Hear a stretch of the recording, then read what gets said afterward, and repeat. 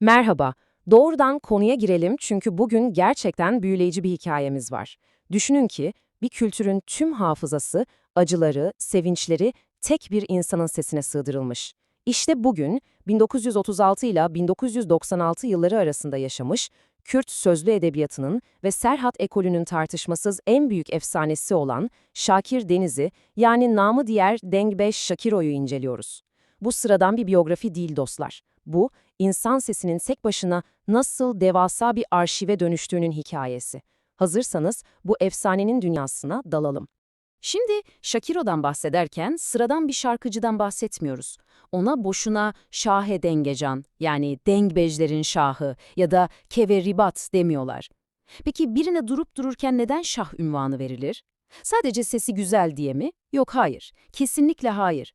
Bu muazzam ünvanları o inanılmaz derecede güçlü, tiz sesi ve müzikal makamlar üzerindeki o kusursuz, akıl almaz hakimiyeti sayesinde aldı.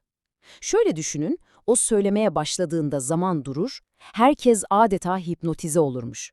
Yani adam kendi sanatının tam anlamıyla tartışmasız kralıydı. Ama biliyorsunuz, böyle büyük yetenekler genelde çok büyük acılardan beslenir. Shakiro'nun sanatı da sadece doğuştan gelen bir yetenek değildi. O sesin arkasında sürgünle şekillenmiş, darmadağın olmuş bir hayat var. O meşhur gurbet hissi, memleketinden koparılmanın, yersiz, yurtsuz kalmanın, o derin acısı sanatının kelimenin tam anlamıyla omurgasını oluşturdu. Yani dinlediğiniz o yakıcı ton var ya, o sadece bir vokal tekniği değil, aslında köklerinden koparılmış bir ruhun çığlığı. Hayat yolculuğuna bir bakalım. Ağrı'nın Eleşkirt ilçesinde başlayan bu hikayedeki asıl kırılma anı 1959'da Adana'ya sürgüne gönderilmesi. Fakat işte burası çok ilginç, bu sürgün onu yok etmiyor, tam tersine sanatını inanılmaz bir derinliğe taşıyor. Bakın Shakiro gidip bir konservatuarda falan eğitim almadı. Onun okulu Erzurum, Muş ve Diyarbakır'ın o köklü divanlarıydı. Büyük ustası Denkbej Reso'nun dizinin dibinde pişti. Anadolu'nun bu kültürel merkezlerinde yoğruldu ve maalesef hikayenin sonunda göreceğimiz gibi hayatının son demlerini de doğduğu topraklardan çok ama çok uzakta İzmir'de geçirdi. Peki bu anlattığım derin acı ve ustalık o meşhur sese fiziksel olarak nasıl yansıdı?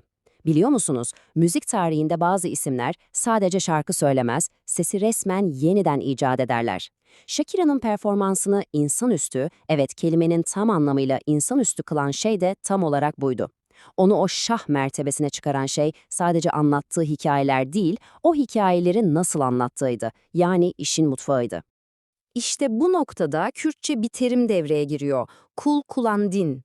Bu gerçekten de kendine has inanılmaz bir gırtlak tekniği. Şöyle hayal edin, sesinizin çıkabileceği en yüksek, en tiz notalara çıkıyorsunuz. Normalde ne olur? Ses titrer, çatlar, nefesiniz kesilir değil mi? Ama Shakiro'da o en ufak bir pürüz, bir kalite kaybı yok. Başka şarkıcıların nefessiz kalıp pes edeceği o yüksek rakımlarda adam adeta şov yapıyor, resmen dans ediyordu. Dinleyenler onun nefes almadan saatlerce şarkı söylediğine yemin edebilir. O derece kusursuz bir teknikten bahsediyoruz. Ve işin en çarpıcı yanı ne biliyor musunuz? Shakiro sadece olağanüstü sese sahip bir adam değildi. O, kelimenin tam anlamıyla yürüyen nefes alan bir kütüphaneydi. Düşünün, yazılı kaynakların çok az olduğu, hikayelerin nesilden nesile, dilden dile aktarıldığı bir coğrafyadan bahsediyoruz. O, koskoca bir halkın tarihini tek başına sırtladı. O eski kasetlere okuduğu her eserle sadece müzik yapmıyordu. Koskoca bir kültürün hafızasını alıp fiziksel bir şeye dönüştürüyor, kaybolmasını engelliyordu. Geçmişle geleceği birbirine bağlayan sesten bir köprüydü adeta. Kayıtlara geçen rakamlara baktığımızda işin boyutu daha da netleşiyor. Tam 170'ten fazla. Evet, yanlış duymadınız. Sadece kasetleri okuduğu aşk ılamlarının yani aşk şarkılarının sayısı bu. 170'ten fazla aşk, ayrılık, özlem hikayesi ve her defasında o eşsiz gırtlağıyla aynı inanılmaz duygu yoğunluğuyla anlatıyor bunu. Yani bir insanın iç dünyası, duygusal kapasitesi ne kadar geniş olabilir ki? Bu rakam bile tek başına onun ne kadar üretken ve derin bir sanatçı olduğunu kanıtlıyor zaten. Ama durun, hepsi bu kadar değil. Bu inanılmaz romantik yoğunluğun yanında omuzladığı çok daha ağır, çok daha devasa bir kültürel miras var. 20'den fazla tarihi destan ve ağıt. Şimdi aşk şarkıları kişiseldir, değil mi? Ama bu destanlar, işte onlar koskoca bir toplumun travmalarını, kanlı canlı geçmişini taşıyor. Shakiro bu 20'den fazla destanı kaydederek aslında o toplumun resmi olmayan tarihçisi oldu. Meydan muharebeleri, aşiret çatışmaları, unutulmaz kahramanlıklar. Hepsi, evet hepsi onun o güçlü sesiyle mühürlenip bugüne ulaştı. Bahsettiğimiz bu tarihi ağırlığın, bu muazzam kültürel mirasın en somut örnekleri de var tabii. Gule Deyran, Yeliye Zilan, Elie Purto ve Niçirvanoso.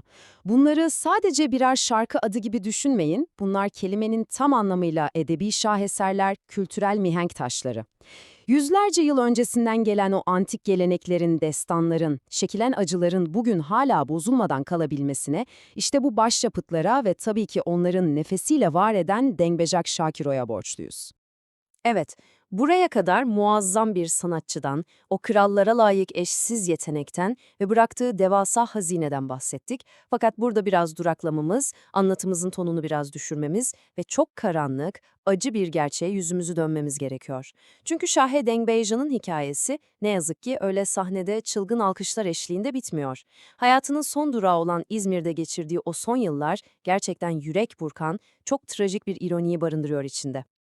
İşte hepimizi durup kara kara düşündürmesi gereken o sarsıcı an. Yıl 1996. Bütün bir kültürün sözlü tarihini, en kıymetli destanlarını, ağıtlarını, o eşsiz hafızasında ve sesinde taşıyan bir adam düşünün. Manevi olarak bakarsanız bir halkın, bir kültürün açık ara en zengin insan olması gerekiyor değil mi? Ama o kelimenin tam anlamıyla derin bir yoksulluk, korkunç bir sefalet içinde İzmir'de hayata gözlerini yumuyor. İçinde paha biçilemez bir kültürel hazine barındıran o beden, dünyadan beş parasız, yokluk içinde ayrılıyor, inanılır gibi değil. Ve işin en acı tarafı, ölmeden hemen önce geride bıraktığı o son sözler, o yıkıcı sitem, kendi kültür çevrem değerlerine ve dengibejlerine sahip çıkmadı. Ah, bu sadece sıradan bir serzeniş değil ki. Bu çok derin, onarılmaz bir kalp kırıklığı.